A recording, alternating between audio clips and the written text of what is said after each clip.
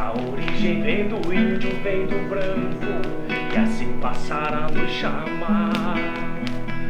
O nosso jeito ressabiado dos estranhos faz os outros desconfiar. Somos matuto, somos gente, temos sonho, não sei daqui que eu vou contar. Cultura é o caminho que a gente percorre para se conhecer, né? Então, que caminho o artista percorre para se conhecer, para escutar o seu lugar, e esse pacto coletivo que o artista traça com a sua comunidade de contar a história do seu lugar, né? Então, se vocês pudessem falar um pouquinho sobre como vocês fizeram esse trabalho de pesquisa para a construção desse espetáculo, né? Eu sei que aqui na plateia nós temos pessoas de várias regiões aqui, ou melhor, da nossa região, né? Tem os amigos de Palmitos, tem o pessoal que veio de Ponte Serrada, de Passos Maia, o pessoal de Caçador. Então a gente tá, muitos professores universitários também que são pesquisadores, né? Historiadores, então que bom, né? Tê-los aqui conosco. Então conhecer o trabalho de vocês também, a pesquisa. O texto, para quem não sabe, quase caiu.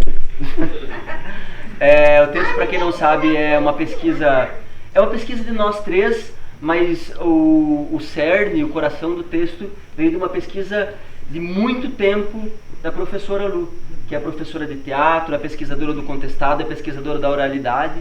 Enfim, o que eu estou falando por você, né? Tá do meu lado. Assim, eu comecei com as memórias familiares, né? Porque sou neta de caboclos, eu sou a filha mais nova, da filha mais nova, de um casal que estava no reduto de Santa Maria, que foi o massacre final, né, o genocídio final. E eles se salvaram porque fica na cidade de Lebon Regis, para quem não sabe. Entre Lebon Regis e Timbogrande.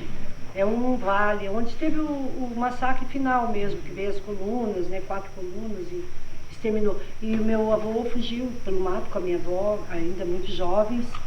E graças a essa fuga deles, nesse massacre final, ele lutou, né, por um bom tempo na guerra. Graças a isso, né, o vô Luiz e a avó Maria, que aí gerou a minha família. Que depois a minha mãe casou-se com um descendente de europeu. E aí, enfim, né, minha mãe é bem cabocla e meu pai já é descendente de europeu, que é a mistura que predomina aí na nossa região. E aí eu me criei ouvindo as histórias do reduto, da avó, da mãe, né? Minha mãe é bem cabocla, então ela sempre contava, comia as quirera com carne de porco, tudo isso, né? Toda essa vibe. E aí eu, depois que fiz a minha formação em teatro, em arte e educação, e comecei a enveredar, além do teatro, pela contação de história, descobri esse universo maravilhoso lá em 2006. Aí eu voltei a morar em Caçador e trabalhei no Museu do Contestado. E aí comecei a pesquisar mais a fundo, daí pelo viés mais científico mesmo, dos historiadores e tudo mais. E começamos aí pelo lado poético, o lado sensível, artístico e o lado também mais científico. E aí lá nos anos de 2012, quando teve os 100 anos do Contestado, eu montei um espetáculo que eu fazia sozinha. Era só eu e eu. E aí eu contava essa história e aí eu me aprofundei muito na pesquisa. Só que daí, quando eu contava essa história sozinha lá no museu, principalmente quando ia público do CRAS, do CAPES, o pessoal mais da periferia, esse pessoal interrompia o espetáculo a todo momento, até pelo fato de não estarem habituados com teatro, porque a arte demora a chegar nesses redutos, né, infelizmente, tristemente. E aí esse pessoal, no meio do espetáculo, a minha avó! Isso que assim, eles confundiam, eles não sabiam se eu era uma atriz, ou se eu era uma velha que estava contando. Ele dizia, a minha avó, isso que a senhora está falando aí. Você parece mesmo. Assim como você parece uma galinha gorda. E aquela mulher corria pra cá, e a galinha corria pra lá, e a mulher corria pra cá. Vem aqui, desgraçada! E a galinha corria pra lá. Até que ela foi ficando com uma raiva daquela perseguição. Então ela gritou, galinha do Jânio! E não é que bem nessa hora, a mulher pegou a ditar. Aí eu falei, caraca, eles querem falar, cara. Deixa que eles falem. E às vezes o espetáculo que era de 40 minutos demorava muito mais. Aí eu sentava lá e ficava escutando no meio do espetáculo, assim. Não, porque a minha avó de outro dizia, não, mas não era bem assim. E eu sei uma reza, eu sei um benzimento, eu sei não sei o quê. Falei, gente, esse povo precisa... Eles querem falar, cara. Né? Então, aí a gente fez um projeto pela Funarte, né, Guga? E fomos contemplados para visitar, para levar o espetáculo, não como um espetáculo, mas como um bate-papo ao redor de um fogo, com a galera dos lugares mais tradicionais do Contestado, e a gente começar para dar um pretexto de fala, para dar uma aquecida na plateia e deixar eles contarem as histórias. Aí veio a pandemia. A gente teve uma experiência só lá no Taquaro Sul e, meu Deus do céu, aquilo rendeu tanto, foi tão magnífico, tão maravilhoso, com aquele povo louco para falar. E aí veio a pandemia, daí a gente não podia ir, porque daí foi bem no começo ali. Aí a gente parou, interrompeu, mas só que também a gente trabalhou com audiovisual, né, e outras coisas. A gente sempre está indo, está ouvindo e pretendemos voltar com esse trabalho, né, Gustavo? Sim, e porque o nosso foco maior, assim, não é né? É a simplicidade do povo caboclo, através de uma roda de fogueira, mantendo essa linguagem cabocla, porque eles se identificam mais com isso. Então a gente quer voltar com isso, de estar indo, estar suscitando mais histórias, estar também trabalhando oficinas com eles, fazendo a coisa fervilhar mais, porque eles pedem isso, inclusive. Porque vocês sabem, né? Nós, caboclo, somos gente de muita fé. E de noite, nós gostamos assim de acender um fogo no terreiro. Mas se a fumaça for muita, vocês avisam que nós apaga, porque ninguém aguenta, né, ficar no fumacê. Nós também gostamos de tocar uma viola, tomar um chimarrão e contar causa. Cada lugar que a gente vai é uma fonte que a gente bebe. É. De conhecimento. Como o Guga falou, é o lugar mais distante que a gente está apresentando do Contestado, né? Mais distante, entre aspas, porque também colhe frutos bastante amargos aqui ainda, né? 110 anos depois. Então, mas essa peça é exatamente dessa construção, é uma construção de vida diária mesmo, que não é uma coisa que a gente pegou e foi estudar sobre o assunto para fazer uma peça. Não, é uma coisa que a gente vive. A gente é caboclo. A Lu é descendente de caboclo direto, eu sou descendente de caboclo direto. A gente vive isso no dia a dia. As coisas que a gente fala na peça são muitas inspirações das pessoas mais velhas da nossa própria família, né, as brincadeiras que a gente faz. E isso vem com muita naturalidade. Então a gente fala com um pertencimento. E cada lugar que a gente fala, que a gente abre para outras falas, a gente bebe dessa fonte e consegue enriquecer cada vez mais esse espetáculo, que é muito simples, mas é muito rico e principalmente é muito honesto. Nada do que a gente fala é para trazer alguma coisa que não seja realmente aquilo que aconteceu. Então eu também venho da educação, né, sou professor, trabalho diretamente com crianças de periferia, escola pública, e isso é muito forte, né? Mas ao mesmo tempo a tua frase me trouxe exatamente a minha reflexão de vida. A cultura é o caminho para nós nos conhecermos. Para mim isso é natural, mas eu só fui entender o valor histórico que isso tem a partir do momento que eu fui convidado a fazer parte desse grupo. Foi quando a gente criou essa peça, né? Então a gente passou a colocar de uma forma poética, né, a nossa vida diária, de fato.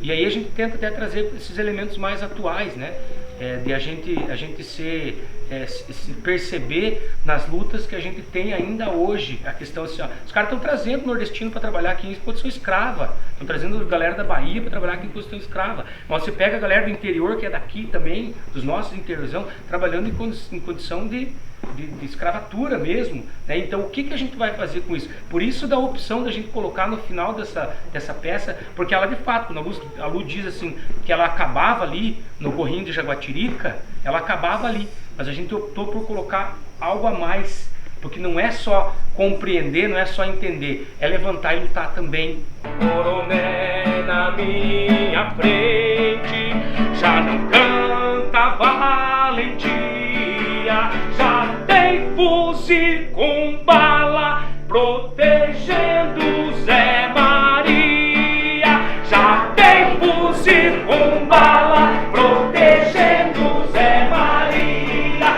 já tem fuzil com bala protegendo Zé Maria, já tem fuzil com bala protegendo Zé Maria. E às vezes a nossa luta, claro, não é pegar em armas e, né? Claro, o fuzil com bala é altamente simbólico, né? A gente, exatamente. inclusive, é totalmente contra, né? Mas é nesse sentido, né? De a gente se levantar e se rebelar. São atos simbólicos que a gente faz. Que o coronel na minha frente já não grita valentia, já não canta mais.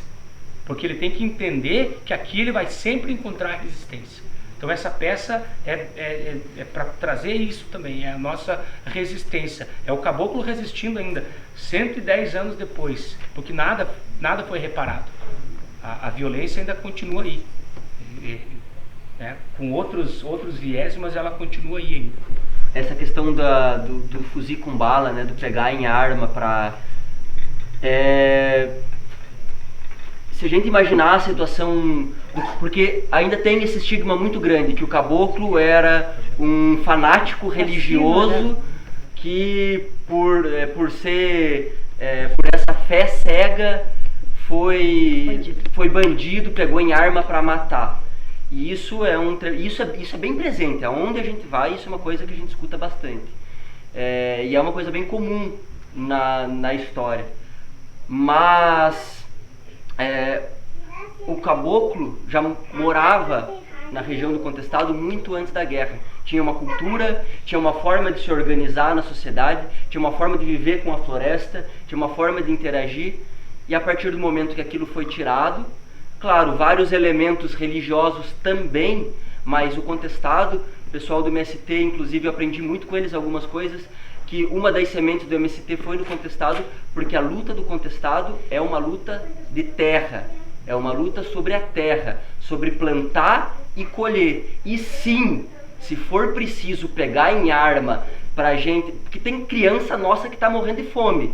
Eu não vou deixar minha criança morrer de fome. Eu vou pegar em arma sim para resistir. Essa cruz é o cerne da cruz que veio do reduto lá de Le Bon Regis.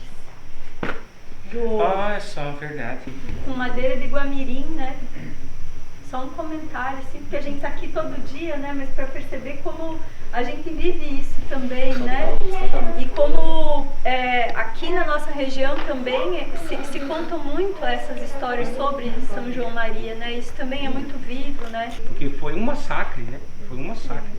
Era o caboclo defendendo o seu pedacinho de terra com a unha e o dente e um facão de pau. E detalhe importante, continua defendendo a sua terra, hoje não com facão de pau somente, né? Mas continua defendendo, tentando reconquistar a sua terra. Isso que eu acho que é muito importante, ainda, hoje. E o interessante é porque o caboclo, embora tivesse no princípio só umas garruncha velha, como eles dizem nos livros, né? Garruncha velha e facão de pau. Porque esse facão ele não fez para a guerra, ele usava no corte da erva mate, né? Era um instrumento de trabalho. E aí era o que ele tinha para se defender. Mas ele era muito bom no facão. E ele era muito bom de sobreviver no inverno, mesmo que se alimentasse só de pinhão. E também ele era muito bom em andar pelas matas. E a nossa mata lá era muito fechada, espinhosa, cheia de vale, cheia de animais selvagens, né? Tinha leãozinho baio, os bichos que o Jorge cita no início, ali no texto inicial dele. E o soldadinho que vinha, tanto da polícia do Rio Grande, como da polícia de Florianópolis, daí como do Exército Nacional, porque veio a metade do efetivo do Exército Nacional para exterminar os fascínoros de Santa Catarina. E aí então eles vieram, mas eles eram também jovens e não sabiam andar naquelas matas no meio de um inverno de rachar. E daí a ladinice do caboclo. Exatamente, a ladinice do caboclo, as emboscadas que ele fazia. Minha mãe sempre fala que meu avô, quando se reunia assim ao redor de um fogo, falava dessas tal emboscadas. E também eles usavam de muita inteligência, porque eles tinham entre os caboclos, tinha toda uma galera que trabalhou na estrada de ferro e foi dispensada depois, de gente do Nordeste. Não acontece isso hoje. Não. Aí esse povo nordestino, de São Paulo, Rio de Janeiro, que veio trabalhar, né, 8 mil homens, 6 mil, 8 mil, depende do autor, eles foram largados à deriva aqui no sertão.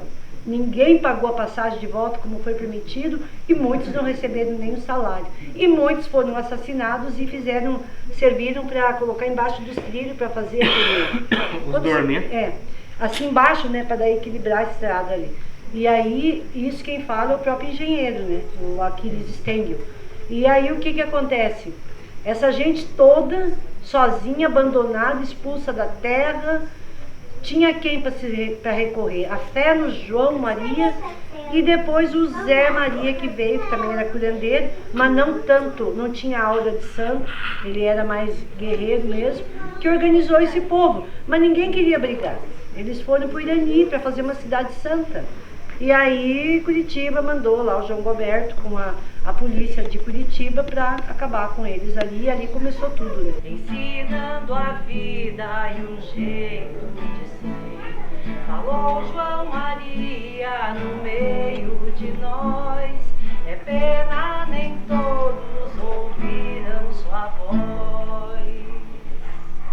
É uma história muito injusta, é um genocídio.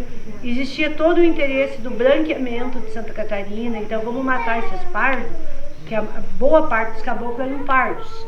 Então vamos matar essa gentalha, como eles imaginavam ser, e aí vamos vender, né? Daí pega a terra, tira a madeira, depois vende os lotes para as companhias colonizadoras, que inclusive uma das grandes era a mesma que instalou a Lamber, que era a serraria que cortou a madeira, né? As embuias, o cedro, o pinheiro, e aí vendeu para os colonos, né? Que também está misturado no sangue de muitos aqui, do meu, enfim, para os colonos que vinham da Europa, que também eram uns pé rapados que estavam lá passando fome e que acabaram vindo para cá, a maioria, né? Não sei todos. Fugindo da guerra, aquela coisa toda. Então é uma história muito horrível, que envolve branqueamento, envolve racismo, envolve genocídio. Higienismo, né? Higienismo. Porque se você pegar os livros de história, se pegar o que se trabalha dentro das escolas, o contestado é isso aqui, ó. Ele é citado. Ele é citado. É a segunda maior guerra rural do mundo. Do mundo. Do mundo. E muito então, maior que Canudos. É mascarado. A partir do momento que você começa a estudar como é que foi, como é que aconteceu, você quer beber disso toda hora. Você quer saber mais, e saber mais, e saber mais. Porque não é distante, né, gente? É aqui do lado. É aqui do lado. Então é muito forte isso. E é muito fácil você ir colocando, porque quem detém o poder para isso foi colocando panos quentes em cima, foi abafando, agora a última falcatrua, que aquilo ficou ridículo, que não é mais a rota do contestado, né? É o Vale dos Imigrantes. Gente, isso é negar nossa própria história, é pegar a nossa história e varrer para debaixo do tapete. Então é isso, e por isso que eu digo que está aqui ainda hoje. O coronelismo está aqui ainda hoje. Negar que existe, lá em Caçador deixou de se ter a Universidade do Contestado. Tira, vamos trocar de nome.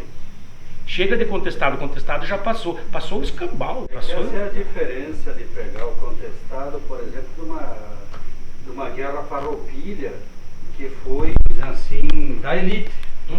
Aqui é uma resistência dos pequenos, dos caboclos. Então, eu acho que aí a importância de vocês e a importância de continuarmos pesquisando o contestado. Eu vou falar assim agora até como gaúcho, né?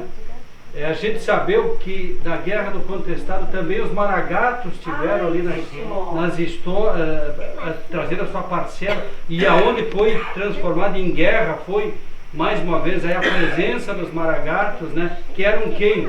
Eram os rebeldes da história do Rio Grande do Sul, né? Que o pessoal tenta também negar. A própria Maria Rosa, né? que haviam maragatos que já tinham experiência, que estavam por trás, né? Perdão, organizando com ela, fazendo que ela se tornou uma liderança.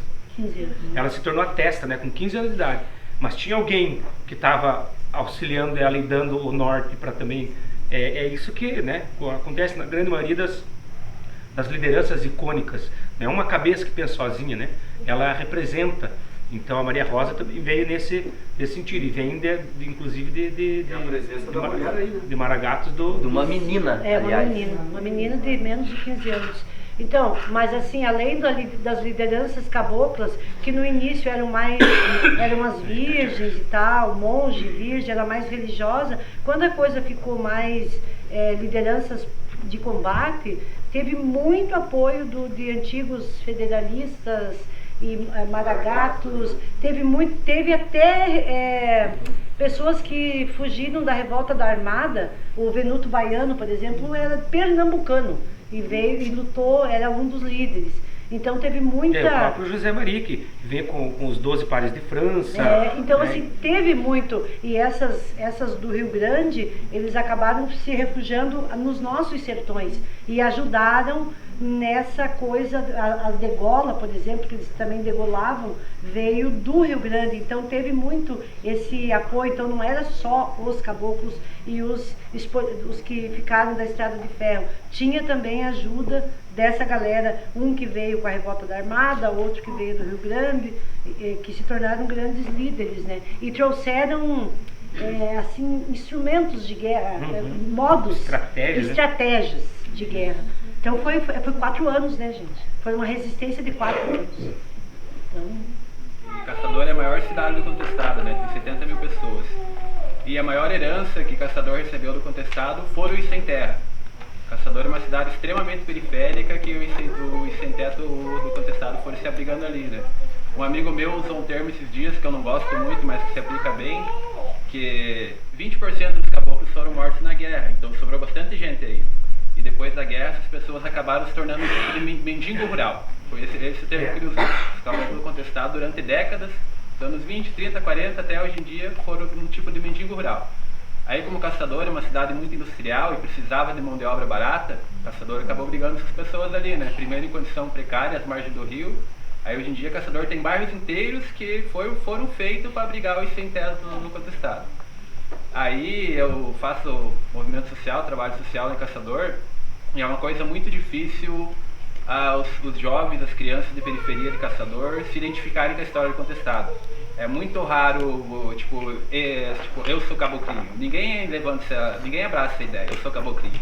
Eu falo uma coisa pra Ciazada assim, mano, se você é pretinho, se você é marronzinho, tua avó já morava aqui, você é caboclo do Contestado, velho. Não tem, você é descendente direto dos caras. Então o que acontece? As pessoas não entendem isso. E aconteceu um processo, não é à toa, né? Não é à toa que as pessoas não se veem como isso. Foi um processo de apagamento, de silenciamento, de invisibilização, a ponto de 100 anos depois as pessoas nem se reconhecerem como descendente do negócio. Aí eu queria que vocês falassem um pouco sobre isso, como rolou esse processo de apagamento da história e como foi a ponto de esse silenciamento que aconteceu nos últimos 100 anos. Mas é tão forte que Caçador se tornou, e canta-se no hino, né, a capital das indústrias.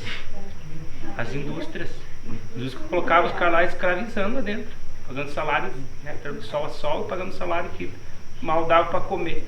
Então, né, aproveitou-se da situação perdão, que já era horrível e conseguiu piorar ainda mais, né? E aí o que fortaleceu o coronelismo, e aí eu pego o gancho dessa tua fala do porquê, do como que aconteceu, né? Fortaleceu esse coronelismo os ricos mais ricos e concentrado na mão de poucos, e esses foram os grandes responsáveis por justamente apagar isso, buscar apagar isso. Não, a gente trouxe o progresso, vocês têm que se reconhecer agora como trabalhadores da indústria e não mais como caboclos, não mais como resistência, não esqueçam aquele passado, agora vocês têm um futuro lindo pela frente. E, né, é o que a gente tem até hoje, a gente vê lá em Caçador ainda até hoje, a maior riqueza concentrada do município na mão de 4 ou 5 sobrenomes lá, né? A gente não convém aqui citar, mas se for pesquisar tá bem fácil, porque são todas empresas. E, né, enfim, é nesse embalo aí que seguiu essa... acho que da mesma forma que aconteceu com a própria ditadura, né, que tenta apagar as suas mazelas, o contestado não foi diferente. Eu queria pegar um gancho do que o colega falou a respeito do apagamento, porque eu acompanhei o pai em muitas entrevistas que ele fez, tanto para dissertação quanto para tese, e depois aquela coisa de ajudar na transcrição e tudo, e a gente ia nas casas, né, a gente foi, a dissertação dele ali, o primeiro, o início, ele foi todo voltado para o caboclo, né, não para a questão da empresa que estava chegando. E muitos deles, eles falaram, né, contaram para o pai todas essas questões ali que aconteceram nos redutos, na guerra em si, depois de muito tempo de silenciamento, de não falar, de não contar para as famílias. Então não foram todos os caboclos que conseguiram compartilhar essa história com a família, porque esse apagamento vem também de um sofrimento muito grande. Muito grande. Então o não falar também, o não conseguir falar sobre, trazer toda essa dor que eles viveram, também tem parte nesse apagamento. Porque o que a parte dele, né, não viveu essa dor, esse sofrimento todo como quem estava aqui de fato viveu. Então para eles é muito fácil falar e é muito fácil distorcer. Agora para o nosso povo, para o nosso caboclo falar de dor, de sofrimento, de fome e de todo o resto que eles passaram é muito doído, né? Machuca demais. E isso também pode ter contribuído para esse apagamento, né? Então a gente teve famílias assim, olha, nunca falou sobre isso, tenta vir. O avô nunca contou para nós essas histórias, tenta vir. E aí, a partir do momento que ia, que sentia um lugar confortável, que sentia que estava num ambiente digno em casa, né, com alguém que de fato ia ouvir a história, ouvir o que tinha para contar, sem julgamentos também, aí as histórias vinham. Né, o pessoal não queria ter que matar, não queria ter que fazer emboscada, não queria ter que fazer isso. E isso não era motivo de orgulho. Né? Então a dor que gera isso também, para que falar sobre isso exatamente? Seria melhor que não tivesse acontecido. Uma curiosidade muito legal entre as entrevistas que a gente fez foi que a família da Maria Rosa, essa menina que a gente estava citando, que é uma menina de 15 anos que liderou um exército de 5 mil pessoas, isso é muito incrível de imaginar. E ganhou. Essa é uma informação muito importante. A família dela ainda está viva hoje. E só que completamente inacessíveis pela questão histórica. Não falam sobre a própria Maria Rosa, não aceitam receber visita. E é isso, né? Mesmo uma heroína, que falou dos heróis, né? O professor falou dos heróis, isso não cabe mesmo no contestado. Eu só queria fazer um comentário que eu me sinto muito representada pela fala do colega, porque eu nunca me encaixei, né? Quando eu vim pra Chapecó, então, eu sempre percebi que alguma coisa estava errada comigo, porque a minha história é um pouco diferente do que o pessoal tem aqui. Mas eu não entendia o que era a minha história. Eu não entendia o que era, por exemplo, fazer um fogo de chão, que eu vivi isso. Eu vivi fogo de chão pra esquentar por causa do frio. Campos Altos é muito frio. E a gente não tinha lenha, como se fosse hoje, já tinha o seu bastião, um caboclo. Ele tinha era um galpão mesmo, que era chão, assim. E ele fazia fogo pra gente comer pinhão e ir não morrer de frio. Então, assim, eu vivi isso, né? Faz parte da minha história. Então, hoje, dizer que eu possivelmente sou descendente de caboclo é forte, e ao mesmo tempo eu fico com raiva, porque eu penso que a minha história me foi negada. Porque eu não sei qual foi o meu antepassado que, por acaso, sei lá, deve ter sofrido com isso. Porque ninguém quis falar sobre isso, ninguém fala sobre isso. E aí, e não só isso também, outras coisas, né, que lá em Campos Novos, por exemplo, a gente tem até um museu, mas eu não lembro, assim, eu lembro de ter lido alguma coisa referente a contestado lá quando fui visitar com a escola, mas não se fala disso, se fala assim do europeu, do descendente de europeu que chegou, que trouxe a cultura, mas a gente quase, assim, Campos Novos necessariamente não vive, como tu falou, né, Caçador pertenceu a Campos Novos, então é contestado também. E só que a gente não fala sobre isso nas escolas. É difícil você se afirmar a sua identidade. E aí gera um limbo racial na pessoa, porque a pessoa não sabe quem ela é, se ela é branca, se ela é negra, se ela é par. Porque, né, você é catarinense, mas é a moreninha do rolê. Então, por que eu sou a moreninha do rolê? claro, né? Mas demorou, demorou para eu entender, né? Quando vocês falam que é negado falar, até porque eu também tenho um programa de rádio que é para exatamente dar voz para as comunidades, né? Mas ao mesmo tempo eles estão o tempo todo dizendo no espetáculo que o pessoal quer sim falar. Talvez a gente vamos colocar um pouco mais assim, mais de orgulho na nossa resistência, tá, pessoal? Mas assim, a gente quer falar sim. Esse é um espaço extraordinário para se falar. Hoje vocês estão aqui falando. Então, acho que é por aí o caminho. E sim, tem que mostrar, não talvez o heroísmo, mas a resistência que foi contestado. E colocar isso no ímpeto de cada um. E isso aí não tem vergonha nenhuma. Só a gente tem que sentir orgulho de ser descendente de contestado.